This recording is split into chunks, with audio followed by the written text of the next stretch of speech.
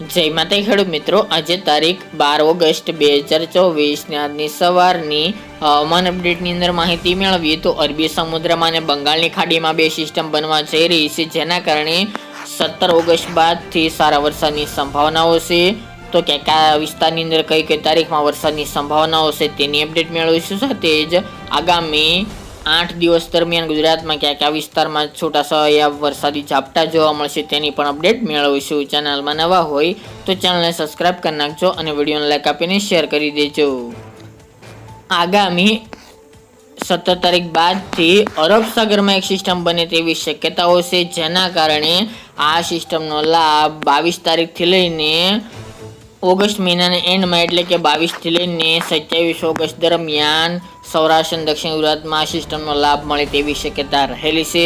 ચોક્કસપણે 20 તારીખ બાદ ગુજરાતમાં સારામાં સારા વરસાદ અરબી સમુદ્રની સિસ્ટમમાંથી લાવે તેવી શક્યતા રહેલી છે, જેના કારણે ગુજરાતના ઘણા બધા ભાગોની અંદર આ સિસ્ટમની અસર જોવા મળશે, જેના કારણે સારામાં સારો વરસાદ નોંધાઈ શકે છે. સાથે જ બંગાળની ખાડીમાં પણ એક લો પ્રેશર સિસ્ટમ બને તેવી શક્યતા જોવા મળી રહી છે. 17-18 તારીખથી આપણે જે વાત કરી રહ્યા છીએ તે, જેમાં પણ 17 તારીખ બાદ વરસાદની સંભાવના રહેલી છે.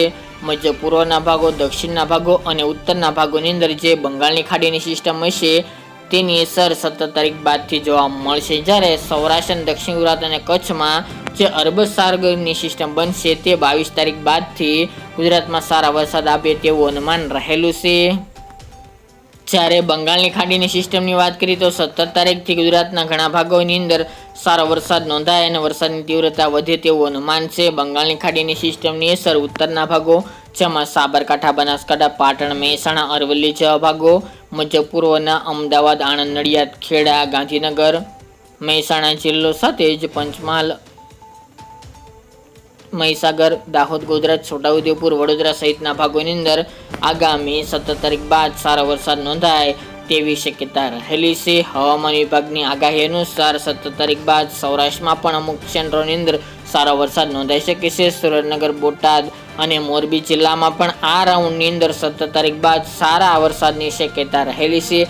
તે વિસ્તારની અંદર સારો વરસાદ આ વર્ષે ઓછો જોવા મળી રહ્યો છે, જ્યારે જૂનાગઢ, જામનગર, દ્વારકા, પોરબંદર, ભાવનગર, અમરેલી જેવા ભાગોની અંદર છૂટાછવાયા ભાગોની અંદર 17-18 તારીખથી વરસાદ જોવા મળે તેવી શક્યતા દેખાઈ રહી છે. વલસાડ, વાપી, ડાંગ, તાપી એ ભાગોની અંદર પણ હળવા સામાન્ય વરસાદ નોંધાશે. કચ્છમાં પણ અમુક સેન્ટરોની અંદર સારા વરસાદ 17-18 તારીખથી જોવા મળે તેવું અનુમાન રહેલું છે.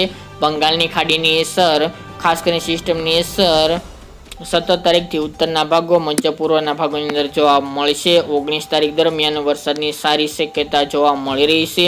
જે વિસ્તારની અંદર જે વરસાદ નહોતો અત્યારના વેધર મોડેલ પ્રમાણે એ વિસ્તારની અંદર સારો વરસાદ નોંધાઈ શકે છે. રાજકોટ છે, જામનગર, હળવદ, મોરબી, સુરેન્દ્રનગર, મોરબી સાથે ભાવનગર, અમરેલી, જૂનાગઢ, પોરબંદરમાં પણ વરસાદની સંભાવનાઓ છે. અમદાવાદ, ગાંધીનગર એ વિસ્તાર, મહેસાણા, પાટણ, પાલનપુર, અંબાજી એ ભાગો, બનાસકાંઠા, સાબરકાંઠા, અરવલ્લી સુધીના ભાગો, થરા, ભાંભર, પ્રાંતિજ સહિતના ભાગો, કચ્છના પણ તમામ ભાગોની અંદર સારો વરસાદ 19-20 તારીખ દરમિયાન જોવા મળે તેવો હાલ તો અનુમાન દેખાઈ રહ્યું છે. આ ખાસ કરીને મિત્રો સિસ્ટમમાં 1-2 દિવસ આગળ પાછું જોવા મળતું હોય છે, પરંતુ એ તારીખો દરમિયાન સારામાં સારા વરસાદો નોંધાઈ શકે છે. અને 19 અને 20 તારીખ દરમિયાન અરબી સમુદ્રમાં પણ એક સિસ્ટમ બનવા જઈ રહી છે, જેના કારણે તેને લાભ 20 તારીખથી જોવા મળે તેવું અનુમાન રહેલું છે. જો અરબી સમુદ્ર સિસ્ટમ મજબૂત હશે અને ગુજરાત તરફ આગળ વધશે તો ચોક્કસપણે સૌરાષ્ટ્ર અને દક્ષિણ ગુજરાતમાં સારામાં સારો વરસાદ ઓગસ્ટ મહિનાના એન્ડમાં જોવા મળશે. બાકી બંગાળની ખાડીની સિસ્ટમની અસર ઉત્તરના ભાગોની અંદર જોવા મળે તેવું અનુમાન દેખાઈ રહ્યું છે. હાલના વાત કરીએ તો વરસાદી માહોલની, તો હાલ તો હવામાન વિભાગે આગાહી કરી છે તે મુજબ કે આગામી 7 દિવસ દરમિયાન ગુજરાતમાં છૂટાછવાયા સારા વરસાદ નોંધાશે તેવી શક્યતા વર્તાવી છે. હાલ તો અત્યારે રેડા ઝાપટા રૂપી વરસાદ અલગ અલગ ભાગોની અંદર જોવા મળશે. સમગ્ર ગુજરાતની અંદર અલગ અલગ સેન્ટરની અંદર છૂટાછવાયા 1-2 વિસ્તારની અંદર વરસાદી ઝાપટા જોવા મળે તેવી શક્યતા છે. અમુક જગ્યાએ હળવું હશે ઝાપટું તો અમુક જગ્યાએ ભારે ઝાપટું જોવા મળશે, પરંતુ એકદમ સીમિત વિસ્તારોમાં હશે.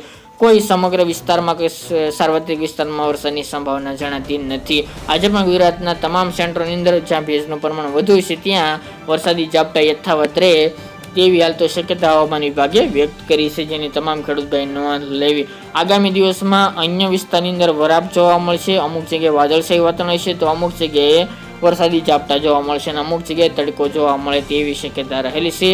આમ તો મુખ્યત્વે અમુક જગ્યાએ વરસાદી ઝાપટા પડશે, બાકી 17-18 તારીખ સુધી ગુજરાતમાં તડકો જોવા મળે તેવી શક્યતા રહેલી છે. હાલ તો ત્યાં સુધી કોઈ મોટા વરસાદની સંભાવના જણાતી નથી. હવે બંગાળની ખાડીની સિસ્ટમની અસર અને અરબી સમુદ્રની સિસ્ટમની અસર કયા કયા વિસ્તારની અંદર જોવા મળશે તે આગામી દિવસમાં ચોક્કસ અપડેટ આપશું. આજની સવારની માહિતી માટે આટલું જ.